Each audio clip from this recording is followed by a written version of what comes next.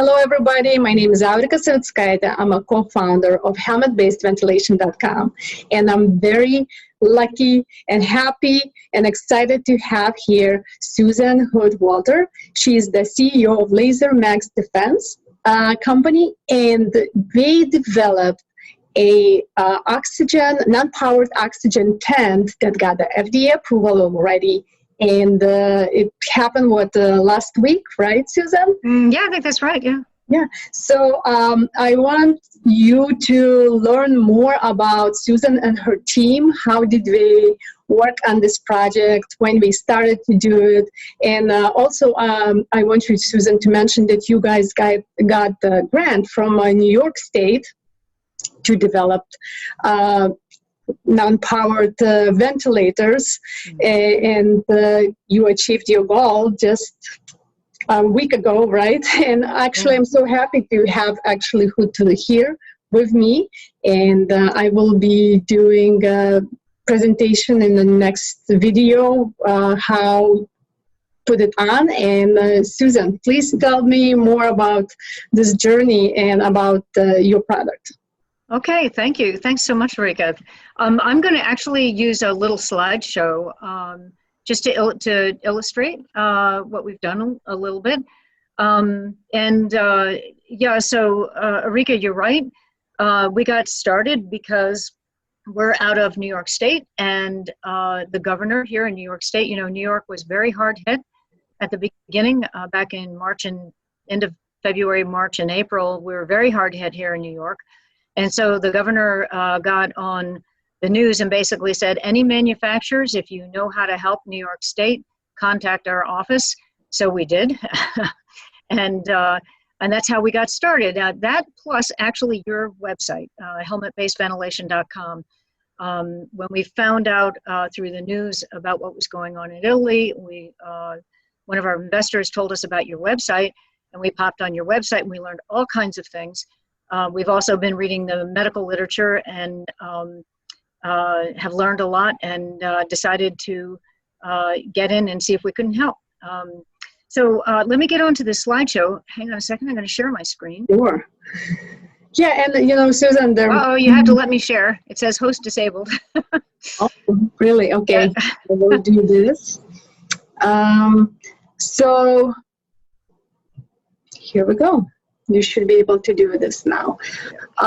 Yes, and on our website, we're always updating with the recent research or any papers that will answer the questions for the clinicians and for all the, okay, I'm trying to, okay, are you able to share it now? Let's find out. Yes. Okay, yeah. Good. All right, yes, so let me get over to So all PowerPoint. The news are there, so you can always, you know, find the answers by reading all the papers. Yeah, right. It's actually extremely helpful. Also, seeing the videos have been extremely instructive. The webinars that you've run and so on. I really have to say you've put together a real center of knowledge for this emerging subfield. So kudos to you for doing that. Really appreciate that a great deal. I think a lot of people are using it and learning from it. So what we have done, our non-powered oxygen tent is called the VYATIL. You know, we started the same way everybody else started. Things are really tough out there. As of 11 o'clock Eastern today, 15.5 million people had confirmed cases, confirmed cases of COVID. And a lot of people have been lost around the world.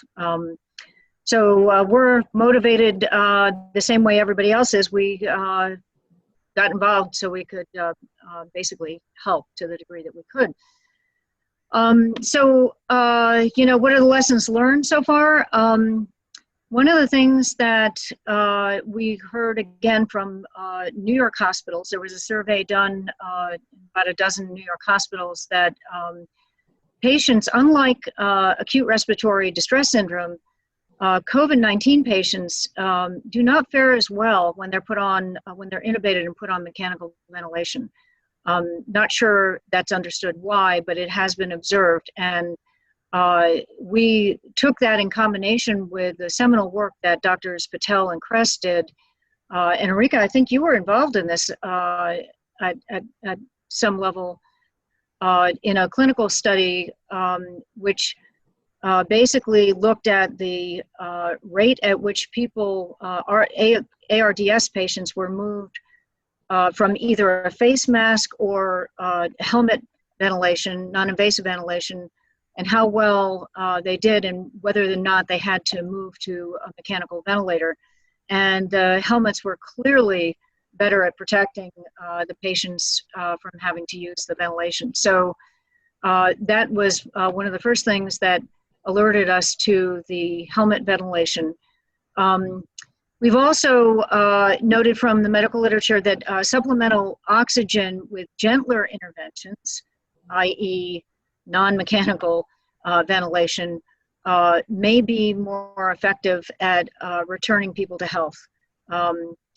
And there's also been quite a bit of attention lately on proning. Taking the weight of the heart off of the lungs seems to give patients the opportunity to recover better. So those are important things that we've picked up from the literature and also news articles. But we've also noticed that hospitalization can be weeks long. It's a very long course of treatment and recovery. And additionally, from the point of view of medical staff who are constantly exposed to the pathogen, if you can reduce the viral load on the medical staff, you can better protect the medical staff from being infected. And obviously, that's highly desirable for a whole bunch of reasons. And all of these points together imply that something like, or at least consistent with something like a non-powered oxygen tent can help the patient recover and also protect the medical staff from the pathogen. So our takeaway was if you could possibly keep the patients off of mechanical vents, that's preferable for a bunch of reasons, and also helps protect the medical staff from the pathogen. So that was our motivation. Yeah. And I just want to add a few things. Yeah, please. Everything that you mentioned here, it's very important also detail about using non-invasive ventilation for the patient is that because you can use it early in the treatment, it Yes. can be applied in ER, and early treatment will actually have will be better outcomes for the patients. And also with the proning, early proning, that's what the Italians are saying is very important. So this is, again, you know, when we get to the point where patient is already intubated and getting proned, the chances are very low that this person will survive. So again, you guys did the right decision because you wanted to help clinicians to treat the patient early in a disease. And also, while you're using the non-invasive ventilation, you are saving a lot of resources. That's absolutely the case, yeah. Yeah, so that's an excellent point. You know, so we're based in the U.S. and for the most part, you know, we have excellent healthcare here, although we're using a lot of beds right now. I mean, Miami-Dade and Houston are running out of hospital beds at this point, as of today anyway. So other countries may not have the kinds of resources and infrastructure to support mechanical ventilation with as many people as you might immediately think. And so the non-invasive helmets, the ventilation helmets, might provide a way to perhaps treat people before they even might have to go on ventilators. And so it might reduce the load on the ventilators too, should ventilators be needed. Yeah, exactly. Yeah, so in any event, so we became interested in the helmets, but we came from the point of view of a clean sheet of paper. We know that, of course, in Italy, people have been using helmets for years and years successfully to treat ARDS and now COVID. In the US, people are taking helmets that have been developed for other purposes and repurposing them for treatment of COVID's patients or ARDS. We started from we have not made helmets before now, and so we started from a clean sheet of paper and we said, okay, what's actually needed? What design features are needed? So we come from a point of view of what does the patient need, right? So the first thing is, you know, they're going to be in this thing for a long time. It could be, you know, it could be weeks, frankly. And so it had better be comfortable. It had better be easy to wear in lots of different positions. And it should certainly be made with safe materials. So, you know, if putting your head in something, granted the air is going to be flowing, but you don't want any plastics that outgas. So we do not use PVC. We are phthalate and dioxin free, okay? We do not use latex. We are latex free. So we're using materials that we know are considered by the FDA to be safe and the safest that are available. And that's because the patient might be in it for a long time. We also included a zipper. So there's a little cartoon here. I'll show you some photographs in a moment, but we included a zipper on the top, partly so the patient knows that if the patient is worried of getting claustrophobic, the patient can come out of it if necessary. But also for the medical staff to get immediate access in case they have to suction or the patient vomits or something like that, that they can get immediate access to the patient without having to remove the whole unit. And then we took note that proning is important. So we wanted to make sure that one could actually prone in this helmet comfortably. Again, it could be for a long time. So maybe not 2 consecutive weeks, but it could be for extended periods of time. So it needed to accommodate that. So we took all these things to heart when we designed our version. And as I think, Erika, you just mentioned that we are officially registered with the FDA. It's a class 1 non-powered oxygen tent, which means that you can use it with hospital wall gas, which is probably the most likely use, or an oxygen tank. Let's see. So here's a little cartoon of what it looks like. I just want to point out a few features just so you see where the design came from. So just to point out, I'm going to use my cursor to point. So we have an inlet port. This is the hose, and an outlet port, which has a viral filter and a PEEP valve. We are not supplying the viral filter and the PEEP valve or the hose. It's this piece, the oxygen tent that we're supplying. And so what we did was we've got some excellent engineers here and some sophisticated people. And so the first question was, well, you're putting a plastic bag on your head. You do not want to rebreathe carbon dioxide. You don't want to suffocate, right? So you're going to flow air through, but what is the best position of the inlet and outlet ports to minimize CO2 rebreathing?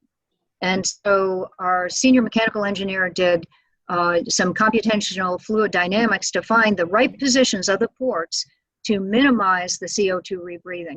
It's also convenient because the port for the inlet is very convenient for positioning, for connecting to a hospital wall gas and so forth. So it's a very nice position there. And also it will reduce the noise too, because that is absolutely true. Yeah, good point. I hadn't thought to mention that, but you're right. You definitely don't want to put the ports by your ears. And likewise, the port on the outlet side is offset, so you can prone very comfortably. So that was it on the ports. We had silicone neck ring here, and it's an extended neck ring. It's not a single thing. It's like a turtleneck sweater, basically, and it goes up the neck. It's soft, it's comfortable. I mentioned it's made out of silicone, so the likelihood of irritating the skin is very low. we have straps that you need to keep the helmet from, you know, kind of like rising up. And the straps can be just clipped under the arms. They can be crossed in the back or not, as the patient desires. We have a hydration port, which you can put a straw through, so that if you want to keep the helmet sealed or the oxygen tent sealed, but the patient needs to hydrate, you can do that through that port. One particular feature that I like about this is we've included a zipper.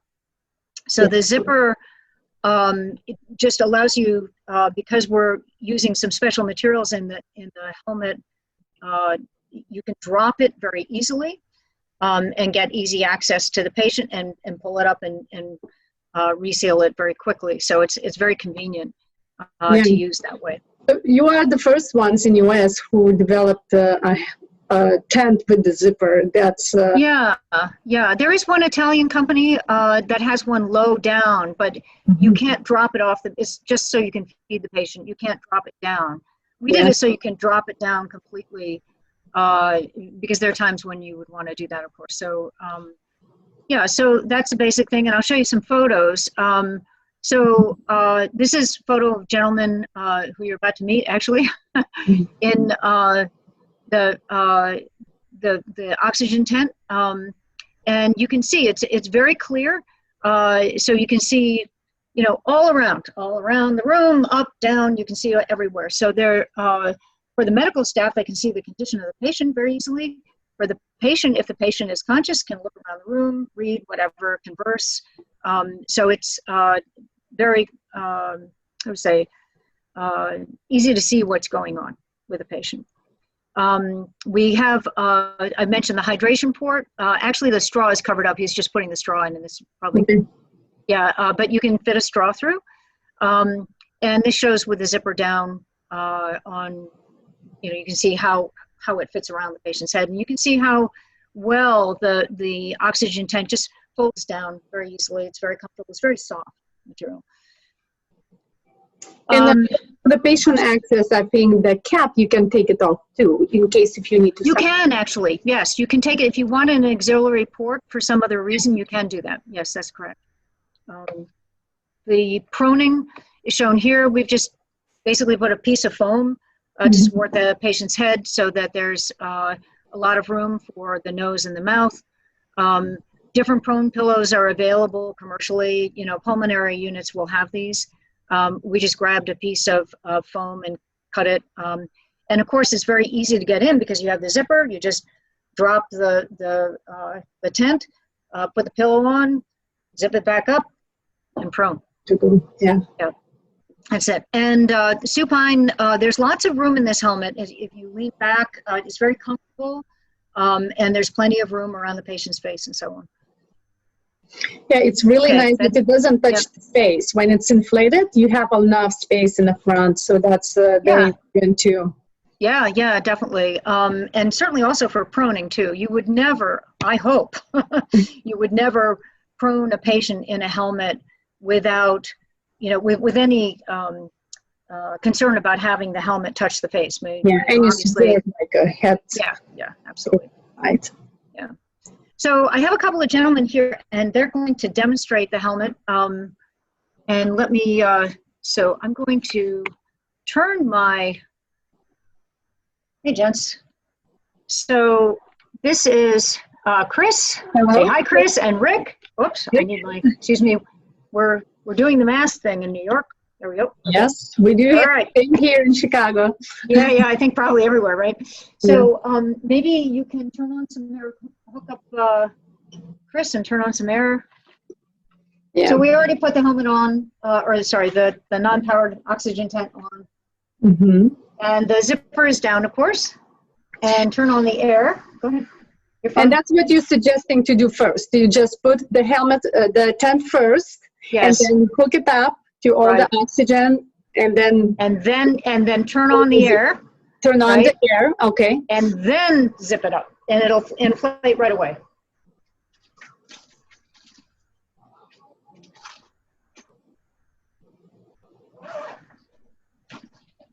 Right. There he is. He's inflated. How fast it gets inflated. Yeah, very fast.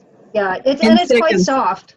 Yeah. Do you want to say something so we can hear? Yeah, you can come closer. Well, we can hear him well. You know, do you want to turn around and show the cross strap in the back? I don't know if you can pick that up. You can just. That's actually very stable when you cross the straps in the back, so that the helmet stays in place all the time. Mm-hmm. And so the patient can walk around. If the patient is ambulatory, that's great. And I think that's probably it. I mean, this is the port. You know, you can open it. If we open it up, it's going to sound like a whistle because the air will go through. Yes, exactly. But when you put okay, maybe not. I thought it was going to make a whistle. All right, maybe it's not as noisy as I thought. All right. And it looks like it's pretty light on your shoulders. It's like, well, definitely it's inflated, so you don't feel that weight, but the product is really light because of the plastic, not the plastic, the hood part that you're using, the different material is much thicker too. Yeah, it's much softer. It's also stronger. And like I said, it's safer too. So, when we ship these things, they collapse flat. So they don't take very much room in inventory. And yet, as soon as you turn the air on, you have this nice little protective bubble. Thank you, Susan, for demonstrating the tent and how it works. And it really looks easy to put it on and access the patient's face, which is very important for the clinicians, the nursing care, respiratory therapists, doctors, even just, for the patient to take it off sometimes and clean your face. It's just so easy. Now, so my next question about it is, what are you doing now about the tent? So are you working with some physicians who are trying these in their hospitals? Are they trying with first and the volunteers and the patients maybe later? So what are the next steps that you wanted to do, and where maybe listeners can help you to achieve them? Sure. Yeah, thank you. So yes, we have started sending them to clinicians. We're starting to get very positive feedback. They like the zipper a lot. They like the neck seal a lot. So this is good. We are really eager to get in some tests, formal studies. But we're also, we're getting ready to sell these too. So we are able to sell them as Class 1 devices. But for physicians who are interested in basically evaluating them, they should contact the factory. And so it's I guess I should have put up something that gives our website. It's okay. We'll add it to this post, so people can then click on it and thank you. Contact you. So there's a contact form, or they can just call us, and we would be very happy to help out, and very interested in the clinicians' feedback. And we're planning on a series of these. So this is, any kind of feedback will be very valuable, especially if it is patient-focused. That's our primary interest. Exactly, and that's what you already mentioned in your presentation. Comfort is the most important thing for the patient, and this is why the study at University of Chicago that was done during my time there, why did it work so well? Because it was comfortable for the patient. Yeah, and that's why it's so superior over the face masks. So you definitely, you did care about the patient access. It's a very great feature to have a zipper. Also, the neck seal, it's very important. And actually, I have one right here, so I can say that it is really strong. So there's frustration-free device, so nothing's gonna rip before applying at the patient. It is strong, so you really want to make sure that you have 2 people to stretching and putting down. Also, you have nice, guidelines how to cut it, so it can be, adjusted based on the patient's neck size, and it's just so soft. Yeah. It's very, very high quality tent, oxygen tent that can use for the COVID patients. So thank you so much, Susan, and your team for working on it. And you did this for many months, because we were in touch with you for March, I believe. I think that's probably right, yes. April. Yeah, it's already July.